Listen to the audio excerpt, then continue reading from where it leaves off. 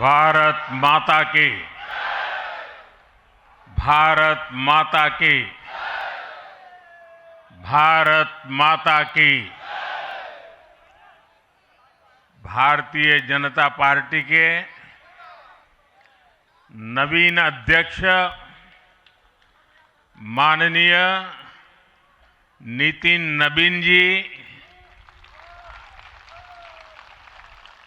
हमारे पूर्व अध्यक्ष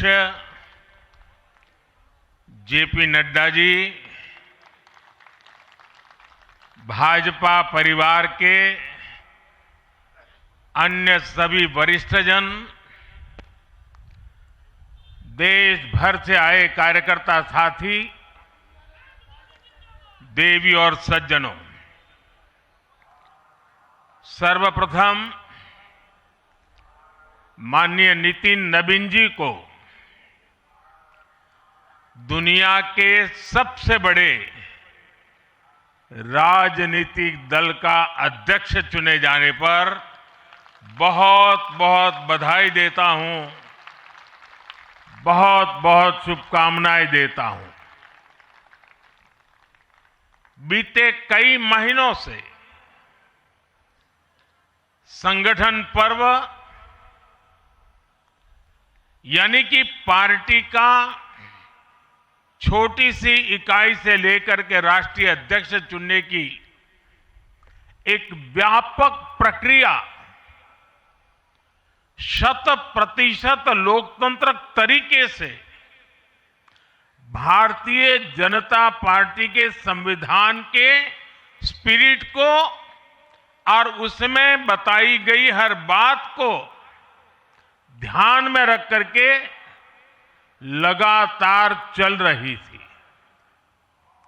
आज उसका विधि पूर्वक समापन हुआ है। संगठन पर्व का ये विशाल आयोजन भारतीय जनता पार्टी की लोकतांत्रिक आस्था, संगठनात्मक अनुशासन और कार्यकर्ता केंद्रित सोच का प्रतीक है। मैं देश भर के कार्यकर्ताओं का इस प्रक्रिया को सफल बनाने के लिए बहुत बहुत अभिनंदन करता हूं। साथियों, बीते 1-1.5 वर्षों में डॉक्टर श्यामा प्रसाद मुखर्जी की 125वीं जयंती का पर्व, अटल जी की 100वीं जन्म जयंती, राष्ट्रीय स्वयंसेवक संघ के 100 वर्ष, ऐसे महापर्व हम मनाते रहे हैं। ये वो प्रेरणाएं हैं जो देश के लिए जीने के हमारे संकल्प को और मजबूत करती है। हमारा नेतृत्व परंपरा से चलता है, अनुभव से समृद्ध होता है और जनसेवा, राष्ट्र सेवा के भाव से संगठन को आगे बढ़ाता है।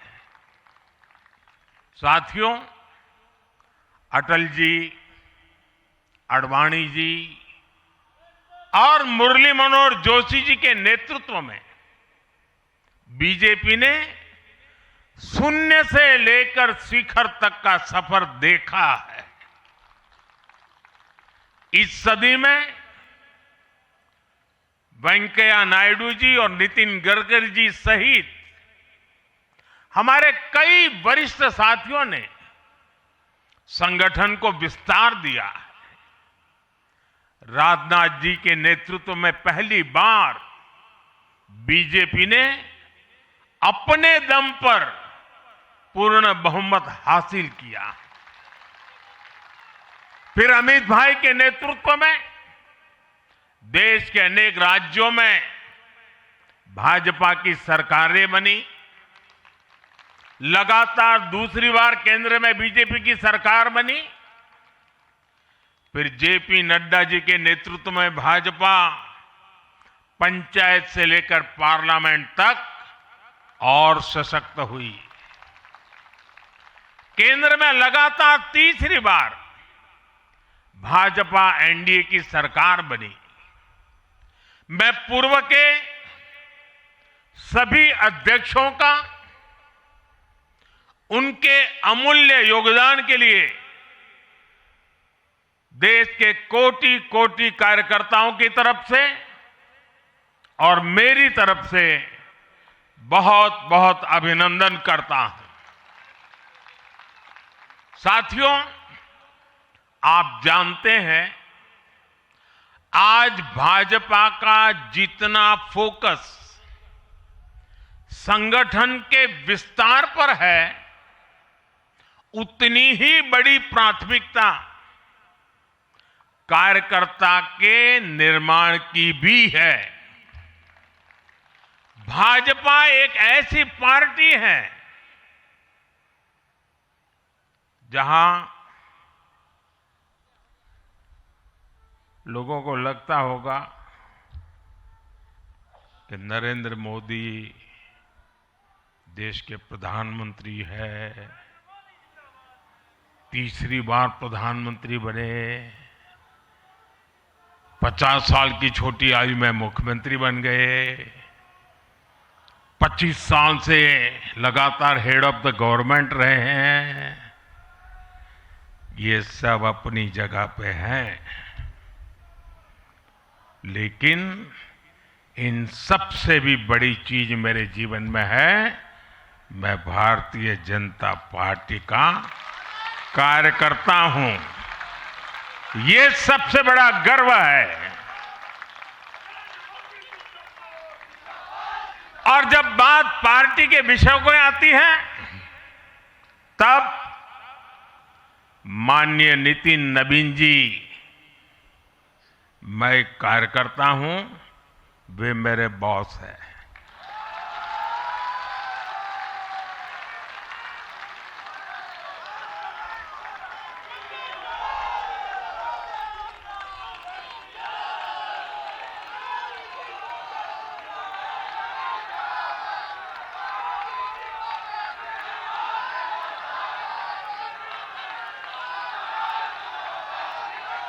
अब माननीय नितिन नवीन जी हम सभी के अध्यक्ष हैं।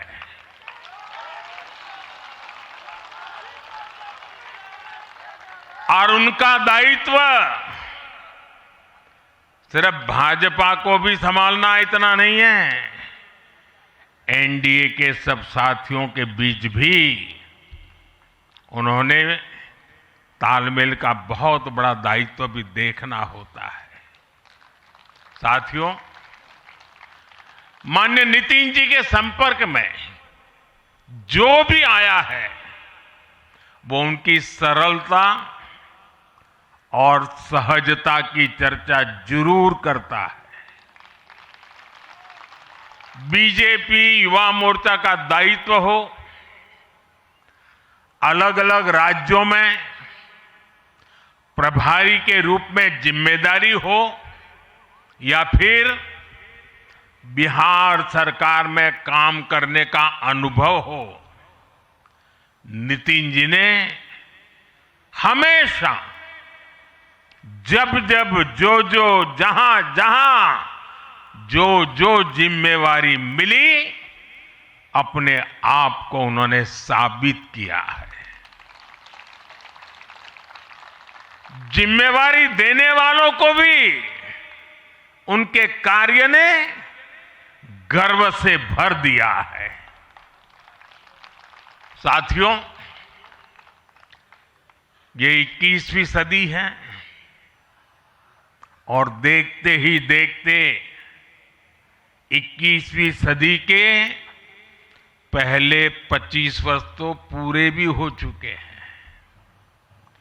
आने वाले 25 वर्ष बहुत महत्वपूर्ण है। ये वो कालखंड है जब विकसित भारत का निर्माण होना है और होना तय है।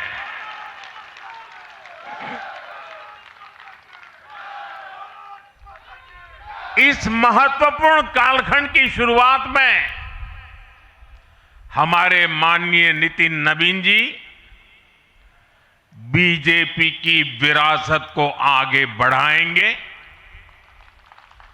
मैं आजकल के युवाओं की भाषा में कहूं तो नितिन जी खुद भी एक प्रकार से मिलेनियल है।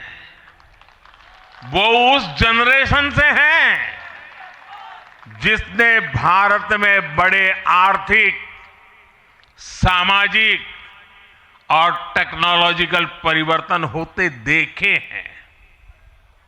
वो उस जनरेशन से हैं जिसने बचपन में रेडियो से सूचनाएं पाई और आज एआई के भी एक्टिव यूजर है।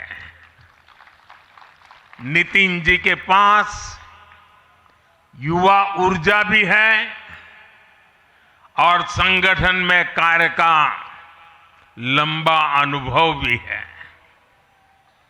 ये हमारे दल के हर कार्यकर्ता के लिए बहुत उपयोगी होगा। साथियों, इस वर्ष जनसंघ की स्थापना को 75 वर्ष हो रहे हैं और मैं आज इन 75 वर्ष लगातार लक्षावधि कार्यकर्ताओं ने, अनेक परिवारों ने, अनेक पीढ़ियों ने जो त्याग, तपस्या और बलिदान दिए हैं, मैं उनको आदरपूर्वक नमन करता हूं। जनसंघ रूपी वटवृक्ष से ही भाजपा का जन्म हुआ और भाजपा दुनिया के सबसे बड़ा राजनीतिक दल बन चुकी है। और ये सिर्फ भाजपा के कार्यकर्ताओं के लिए गौरव का विषय है, इतना नहीं है। देश के राजनीतिक समीक्षकों को दुनिया को यह बात बतानी चाहिए कि भारत एक ऐसा देश है जिसकी रगों में इसकी मजबूती से लोकतंत्र चल रहा है, कि जहां दुनिया की सबसे बड़ी पॉलिटिकल पार्टी है। साथियों, बीजेपी एक संस्कार है। बीजेपी एक परिवार है। हमारे यहां मेंबरशिप से भी ज्यादा रिलेशनशिप होती है। बीजेपी एक ऐसी परंपरा है जो पद से नहीं, प्रक्रिया से चलती है। हमारे यहां पदभार एक व्यवस्था है और कार्यभार ये जीवन भर की जिम्मेदारी है। हमारे यहां अध्यक्ष बदलते हैं लेकिन आदर्श नहीं बदलते। नेतृत्व बदलता है लेकिन दिशा नहीं बदलती। साथियों, भाजपा का स्वरूप नेशनल है। भाजपा का स्पिरिट नेशनल है, क्योंकि हमारा जुड़ाव लोकल है। हमारी जड़ें जमीन के नीचे गहरी है। इसलिए भाजपा रीजनल एस्पिरेशन को प्लेटफॉर्म देती है, उन्हें नेशनल एम्बिशंस का आधार बनाती हैं। और इसलिए आज देश के कोने कोने के लोग भाजपा के साथ हैं, भाजपा के साथ जुड़ रहे हैं। और इतना ही नहीं, जो भी अपनी राजनीति का प्रारंभ करना चाहता है, उसको भी भाजपा का प्रवेश द्वार सबसे उत्तम, सबसे सुरक्षित लगता है।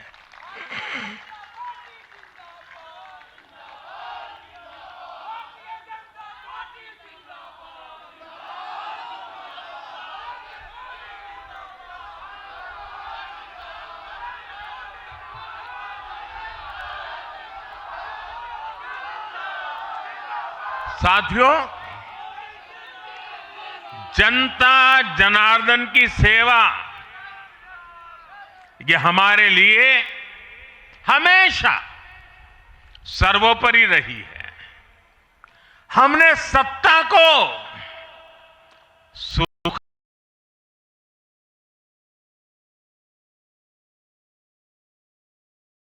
है, इसलिए भाजपा पर जनता का विश्वास निरंतर मजबूत होता गया है। अगर बीते 11 वर्षों की ही बात करें तो भाजपा की यात्रा जन विश्वास अर्जित करने की अद्भुत यात्रा रही है। बीते 11 वर्षों में बीजेपी ने हरियाणा,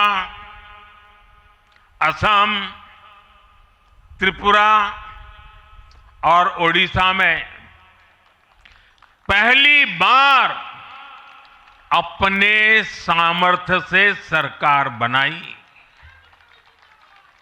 पश्चिम बंगाल और तेलंगाना में भाजपा जनता की एक बड़ी आवाज बनकर उभरी है। अक्सर होता यह है कि लंबे कार्यकाल के बाद सरकारों के लिए टिके रहना मुश्किल होता है, लेकिन बीजेपी ने इस ट्रेंड को भी तोड़ दिया है। गुजरात हो, मध्य प्रदेश हो, महाराष्ट्र हो, बिहार हो, इन सभी राज्यों में कई कार्यकाल के बावजूद बीजेपी पहले से भी बड़े जनादेश के साथ सरकार में लौटी है।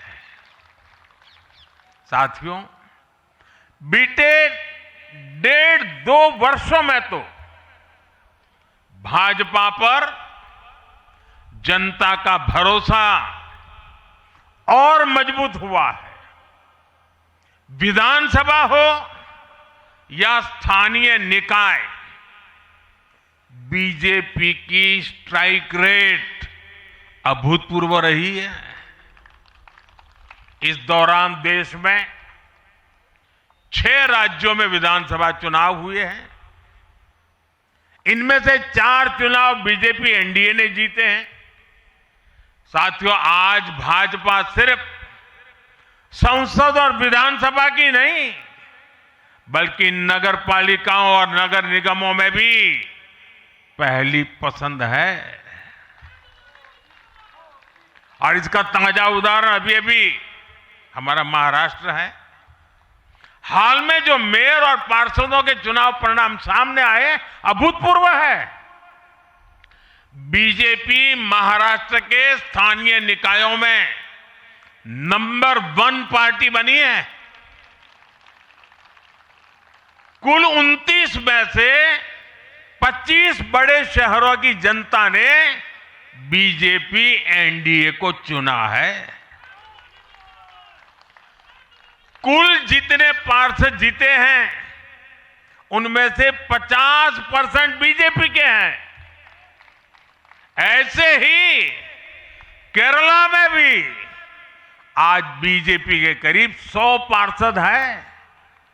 केरला की राजधानी तिरुअनंतपुरम की जनता ने मेयर चुनाव में 45 साल बाद लेफ्ट से सत्ता छीनी और भाजपा पर भरोसा किया। मुझे पूरा विश्वास है कि आने वाले विधानसभा चुनावों में भी लोग केरला में बीजेपी को अवसर जरूर देंगे। साथियों, बीजेपी निरंतर जीत रही है, उसका विस्तार हो रहा है।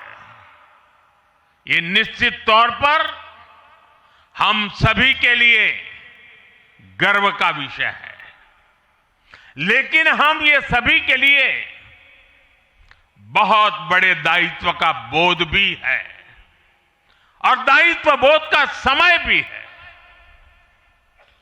कभी भाजपा ने पार्टी विद अ डिफरेंस के रूप में अपनी यात्रा शुरू की थी। आज बीजेपी पार्टी ऑफ गवर्नेंस भी है। देश ने के आजादी के बाद शासन के अलग अलग मॉडल देखे हैं। कांग्रेस के परिवारवाद का मॉडल, लेफ्ट का मॉडल, क्षेत्रीय दलों का मॉडल, अस्थिर सरकारों का दौर, ये सब मॉडल देख चुका है। लेकिन आज देश स्थिरता, सुशासन और संवेदनशीलता वाला भाजपा का विकास मॉडल देख रहा है। साथियों, ये भाजपा ही है जिसने सामाजिक न्याय के नारे को सच्चे स्वरूप में जमीन पर उतारा है। हमने गरीब कल्याण की योजनाओं को सरकारी फाइलों से निकालकर गरीब के घर तक पहुंचाया है। साथियों, मैं आपको कुछ उदाहरण देता हूं। आजादी के 70 वर्ष बाद सिर्फ 3 करोड़ ग्रामीण परिवारों तक ही पाइप से पानी पहुंच पाया था। माताओं बहनों की पीड़ा, पानी के लिए उनके संघर्ष की सूध लेने वाला कोई नहीं था। और मुझे याद है, मैं जब गुजरात में राजनीतिक क्षेत्र में नहीं आया था, सामाजिक जीवन में काम करता था, तो हमारे यहाँ एक धंधुका करके स्थान है, वहाँ मैं जाता था। तो वो मुझे वहाँ के लोग कहते थे कि आप यहाँ रात को मत रुकिए और जब भी आपका दौरा हो तो सुबह 10 बजे के बाद आइए। नॉर्मली मेरा नेचर रहता था कि हर नए स्थान पर जाके रात को रुकूं, कार्यकर्ताओं से मिलूं, लेकिन धंधुका वाले मना करते थे। क्यों? वो कहते पानी नहीं है, सुबह हम आपको स्नान करने के लिए पानी नहीं दे पाएंगे। वहां तो कहावत चलती थी कि बेटी को बंदूकें दो लेकिन धंधुके मत दो, यानी उसको बंदूक लगा मार दो लेकिन धंधुके में शादी मत करो। पानी नहीं था। ये दर्द मैंने देखा है।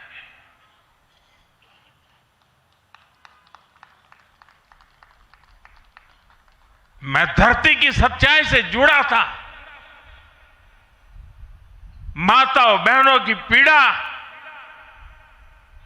अपनी आंखों के सामने देखी थी। और तब हम जल जीवन मिशन लेकर आए और सिर्फ 5-6 साल में 12 करोड़ से ज्यादा परिवारों को नल से जल की सुविधा से जोड़ा।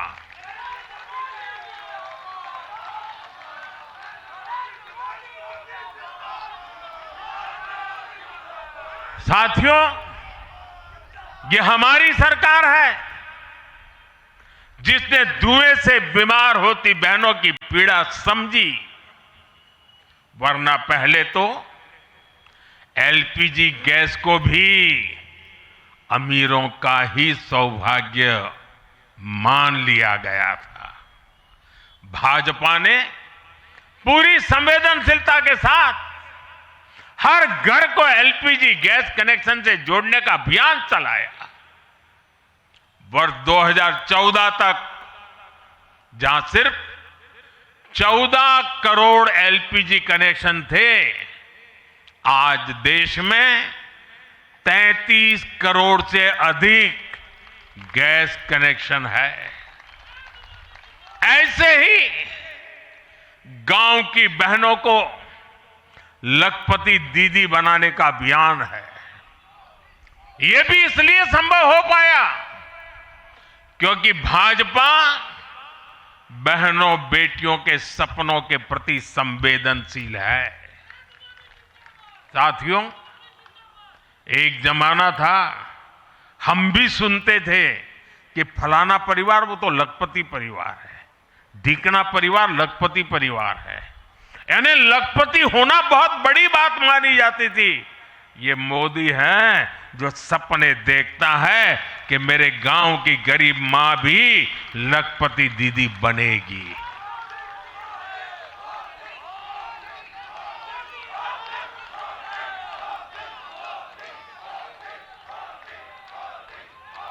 साथियों, दशकों तक आदिवासी समाज को सिर्फ वोट बैंक से जोड़कर देखा गया, लेकिन संवेदनशील भाजपा ने, भाजपा के हमारे संस्कारों ने समाज के प्रति समान भाव की हमारी परंपरा के कारण भाजपा ने आदिवासियों में भी सबसे पिछड़ी जनजातियों की पीड़ा को समझा। उनके विकास के लिए पीएम जनमन योजना बनाई और पीएम जनमन योजना के लाभार्थी इतने बिखरे हुए हैं और एक दो दूर दूर जंगलों में पड़े हैं। उनसे एक म्युनिसिपैलिटी की सीट भी जीती नहीं जा सकती है। वोट के हिसाब से कोई उनकी तरफ देखेगा नहीं, लेकिन जब वोट से ऊपर उठ करके संवेदनाएं होती हैं, समाज का कल्याण हमारे संस्कार होते हैं, तो पीएम जनमन योजना जन्म लेती है। आदिवासियों में भी अति पिछड़ा संख्या में भले ही कम है, लेकिन उनके प्रति हमारी संवेदना में कोई कमी नहीं है। साथियों, हमारा नॉर्थ ईस्ट, वहां वोटर उतने नहीं है, सीट भी उतनी नहीं है, इसलिए कांग्रेस की सरकारों में उन्हें बरसों तक उपेक्षित रखा गया। लेकिन संवेदनशील भाजपा ने नॉर्थ ईस्ट को दिल से भी जोड़ा और दिल्ली से भी जोड़ा। एक और उदाहरण आकांक्षी जिलों का है। हमारे देश में 100 से अधिक जिले ऐसे थे जिनको कांग्रेस सरकारें पिछड़ा घोषित करके भूल गई थी। इन जिलों को पनिशमेंट पोस्टिंग के लिए इस्तेमाल किया जाता था, यानी जिन अधिकारियों को सजा देनी होती थी तो उन्हें वहां भेजा जाता था। हमारी भाजपा सरकार ने इन जिलों को आकांक्षी जिले घोषित किया और प्राथमिकता के आधार पर इनके विकास के लिए काम किया। आज ये आकांक्षी जिले विकास के कई पैरामीटर्स पर अन्य जिलों से बेहतर प्रदर्शन कर रहे हैं, राज्य की एवरेज की बराबरी आकर के खड़े हो गए। साथियों, भाजपा का मंत्र है पिछड़ों को प्राथमिकता, पिछड़ों को प्राथमिकता। जिनकी किसी ने सूद नहीं ली, हमने उनकी साधना की है। जिनको किसी ने पूछा नहीं, मोदी ने उन्हें पूजा है। हमारी कार्य संस्कृति सर्वसमावेशी है, सर्वांगीण है, सर्वस्पर्शी है, सर्वहितकारी है, सर्व कल्याणकारी है। और ये कार्य संस्कृति गरीब को समान अवसर देने वाली है, गरीब को सशक्त करने वाली है। इसी वजह से सिर्फ एक दशक में 25 करोड़ लोगों ने गरीबी को पराजित किया है। और ये 25 करोड़ लोग कौन हैं? इनमें सबसे अधिक दलित, पिछड़े और आदिवासी परिवार है। साथियों, बीते वर्षों में जन विश्वास की जो पूंजी हमने अर्जित की है, उस भरोसे को कायम रखना बहुत बड़ी जरूरत है। देश की जनता 2047 तक विकसित भारत बनाने के लिए संकल्पित है। इसलिए बीते 11 वर्षों में रिफॉर्म्स की जो यात्रा हमने शुरू की है, वो अब रिफॉर्म एक्सप्रेस बन चुकी है। हमें राज्यों के स्तर पर, शहर की इकाइयों के स्तर पर, जहां भी भाजपा एनडीए सरकारें हैं, वहां रिफॉर्म्स की गति तेज करनी है। भाजपा सिटी गवर्नेंस का भी एक नया मॉडल देश के सामने प्रस्तुत कर रही है। इस लक्ष्य के साथ हम आगे बढ़ना चाहते हैं। साथियों, जब हम सत्ता में नहीं भी थे, तब भी हम अपने मूल आदर्शों से कभी नहीं भटके। हम राष्ट्र प्रथम के भाव से, नेशन फर्स्ट के भाव से डटे रहे, जूझते रहे, संकटों को झेलते रहे, जज्बात बढ़ाते रहे और जीतते भी रहे। हम वो लोग हैं, हमारा वो चरित्र है, हमारे वो संस्कार है। खुद से बड़ा दल और दल से बड़ा देश,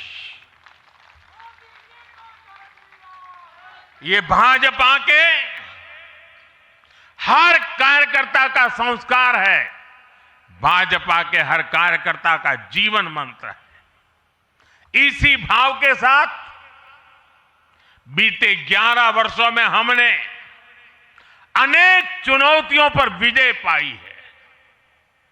जम्मू कश्मीर से आर्टिकल 370 की दीवार गिराना हो, 3 तलाक के खिलाफ कानून बनाना हो, इनको कभी असंभव माना जाता था।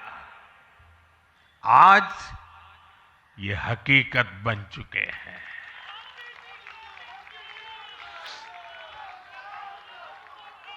आज देश में माओवादी आतंक भी अपनी अंतिम सांसें गिन रहा है।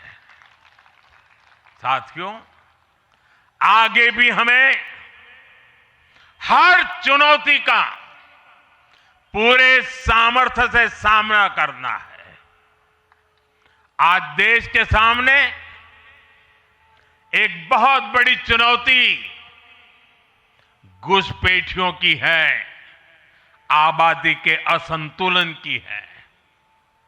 दुनिया के धनवान देश, समर्थ देश, वे भी अपने देश में जो घुसपैठिए हैं उनकी जांच पड़ताल कर रहे हैं और उनको पकड़ पकड़ करके निकाल रहे हैं, और दुनिया उनको पूछती नहीं है कि तुम घुसपैठियों को क्यों निकाल रहे हो। तुम तो लोकतंत्र का झंडा लेकर के घूम रहे थे, तुम तो पूरे दुनिया के नवाब बन के बैठे थे, क्यों निकाल रहे हो। दुनिया में कोई अपने देश में घुसपैठियों को स्वीकार नहीं करता। भारत भी घुसपैठियों को अपने गरीबों, हमारे नौजवानों के हक कभी भी लूटने नहीं दे सकता। घुसपैठिए देश की सुरक्षा के लिए बहुत बड़ा खतरा है। उनकी पहचान करके उन्हें वापस उनके देश भेजना बहुत आवश्यक है। इसके अलावा ऐसे राजनीतिक दल जो वोट बैंक की राजनीति में घुसपैठियों को बचा रहे हैं या उन्हें कवर दे रहे हैं, उन्हें हमें पूरी शक्ति से जनता के सामने बेनकाब करना ही होगा, उनको एक्सपोज करना ही होगा। साथियों, एक और बड़ी चुनौती अर्बन नक्सल की भी है। अर्बन नक्सल का दायरा इंटरनेशनल हो रहा है और यहां अर्बन नक्सल की बड़ी चतुराई होती है। ये यहां मीडिया वाले इतने बैठे हैं ना, अगर साल में एकाध बार भी अगर मोदी की किसी अच्छी चीज को उन्होंने ट्वीट कर दिया या टीवी पे बोल दिया या अखबार में लिख दिया, तो उस पत्रकारी तो ऐसी फजेत कर देते, उसके पीछे ऐसे पड़ जाते हैं, उसको अछूत बना देते हैं, भविष्य में वो कभी बोल ना सके ऐसा कर देते हैं। ये अर्बन नक्सल की स्टाइल है।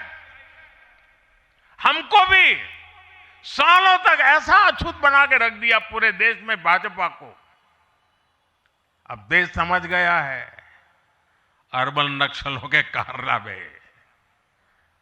भारत को नुकसान पहुंचाने के लिए अर्बन नक्सली लगातार। सुनील सर,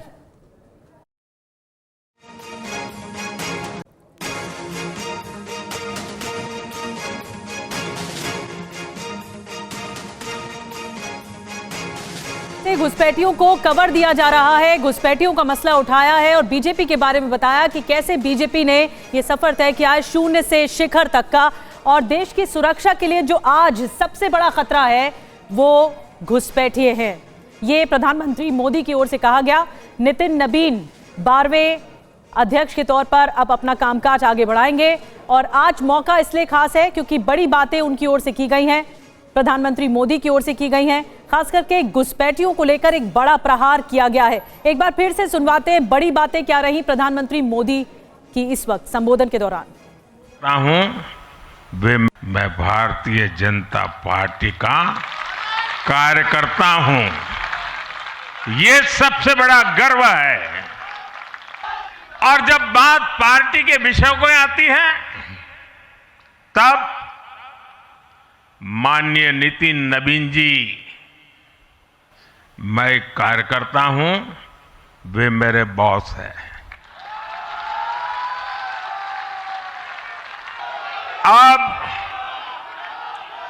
माननीय नितिन नबीन जी हम सभी के अध्यक्ष हैं। बंद कर दिए, उनके आगे आने के सारे मौके खत्म कर दिए और इसलिए देश के इन युवाओं को अवसर मिलने ही चाहिए जो राजनीति के माध्यम से नए समाधान देने के लिए आगे आना चाहते हैं। और इसलिए मैंने कहा है मैं 1 लाख ऐसे नौजवानों को राजनीति में लाना चाहता हूं जिनके परिवार में पहली बार वो राजनीति में आए।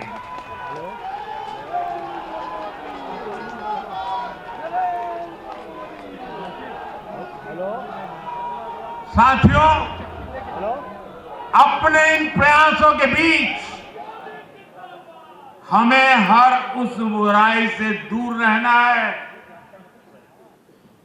और ये बात मैं जरा गंभीरता से बताना चाहता हूं।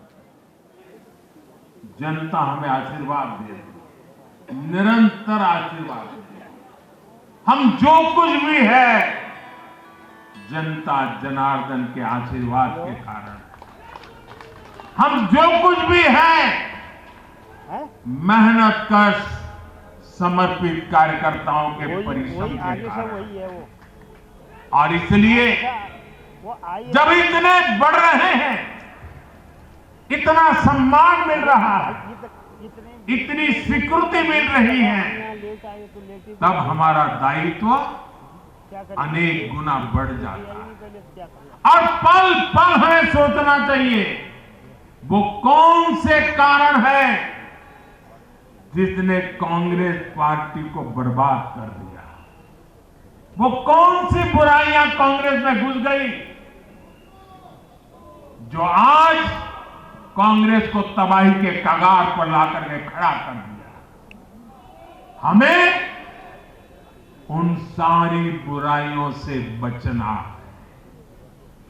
ये बुराइयां किसी भी सूरत में हमारे भीतर नहीं आनी चाहिए।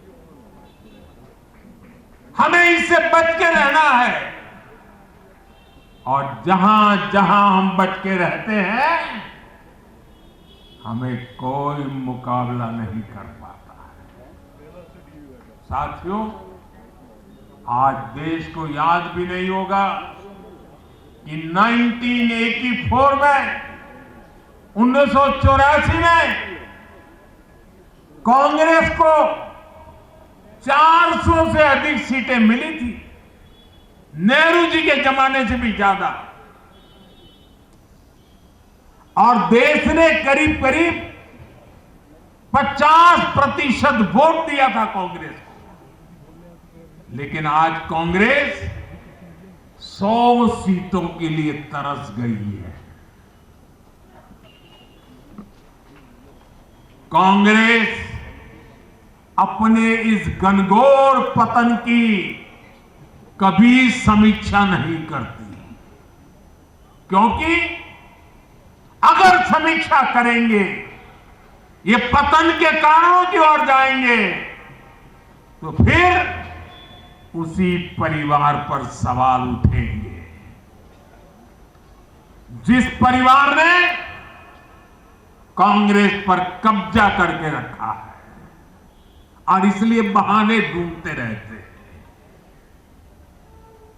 पतन की तरफ सही कारण ढूंढने की हिम्मत तक खो चुके हैं वो लोग। साथियों, दूसरी तरफ भाजपा है। हम हार और जीत के बाद समीक्षा करते हैं। मैं आपको फिर महाराष्ट्र चुनाव का नतीजों का उदाहरण दूंगा। महाराष्ट्र में हम निकाय पतन की तरफ सही कारण ढूंढने की हिम्मत तक खो चुके हैं वो लोग। साथियों, दूसरी तरफ भाजपा है। हम हार और जीत के बाद समीक्षा करते हैं। मैं आपको फिर महाराष्ट्र चुनाव का नतीजों का उदाहरण दूंगा। महाराष्ट्र में हम निकाय चुनाव जीतने के बाद जश्न में डूबे नहीं, बल्कि मैं तो अभी पढ़ रहा था कि उसी दिन से हमारे महाराष्ट्र के कार्यकर्ता आने वाले पंचायत के चुनावों की तैयारियों के लिए बैठक शुरू कर दी थी। मुझे याद है 2002 में हमने भव्य विजय प्राप्त किया गुजरात में। चारों तरफ आनंद उत्सव का माहौल था। देश भरिया का मीडिया भी वहां मौजूद था। अर्बन नक्सल तो बड़ी संख्या में आए थे। वो बेचारे मेरे पराजय का जश्न मनाना चाहते थे, तो वो ढूंढ रहे थे सारी चीजें। और मैं एक मीटिंग में बैठा था, तो उनको बड़ा आश्चर्य हुआ कि इतना जलसा चल रहा है और ये कैसा मुख्यमंत्री है जो आज चुनाव नतीजे आए हैं और बैठा है। और मैं क्या कर रहा था, मैं कार्यालय में मीटिंग ले रहा था और मैंने पूछा, अच्छा बताओ भाई इतनी हार क्यों गए। ये भाजपा है जो जीत का जश्न मनाते समय भी अपनी कमियों की लगातार समीक्षा करता है और कमियों से उभरने के लिए हर समय का उपयोग करता है। लोकतंत्र में इसी स्वस्थ परंपरा को, इसी डेडिकेशन को हम सब कार्यकर्ताओं की जिम्मेवारी है, हमें आगे बढ़ाना है। हमें ध्यान रखना है कि जो कांग्रेस की बुराइयों से बचेगा वही देश में आगे बढ़ेगा। साथियों, आज भाजपा परिवार को अपना नया मुखिया मिला है, ऊर्जावान मुखिया मिला है, अनुभवी मुखिया मिला है। और भाजपा परिवार की हमारी ताकत हर कार्यकर्ता का परिश्रम है, उसकी सामूहिक चेतना है। बूथ पर जो हमारा कार्यकर्ता पूरे साल भर जुटा रहता है, वो ही हमारी सच्ची ताकत है। हमें याद रखना है, हम सबसे जुड़े, हम सबको जोड़ें, कल्याणकारी योजनाओं से हर लाभार्थी को लाभ पहुंचाए, ये हमारा ध्येय होना चाहिए। इसी आग्रह के साथ माननीय नितिन नवीन जी को बीजेपी के कोटि कोटि कार्यकर्ताओं की तरफ से पुनः बहुत बहुत शुभकामनाएं देता हूं। और साथियों, आज का पल हम सबके लिए बहुत विशेष पल है। हमारे राष्ट्रीय अध्यक्ष जी अब हमारा मार्गदर्शन करने वाले हैं। उनका एक एक शब्द हमारे लिए आगे की दिशा होगी। हमारे आगे के कार्य रचना के लिए उनका मार्गदर्शन हमारी अमूल्य पूंजी होगी। मैं भी एक कार्यकर्ता के तौर पर मैं पहले नए अध्यक्ष जी को मेरे काम का हिसाब दे रहा था। मैंने हिसाब दिया, अब वो मेरा सीआर लिखेंगे। लेकिन अब मेरे आगे के काम के लिए मैं उनके मार्गदर्शन की प्रतीक्षा कर रहा हूं। मैं उनको सुनने के लिए बहुत ही उत्सुक हूं, आतुर हूं। फिर एक बार बहुत बहुत धन्यवाद।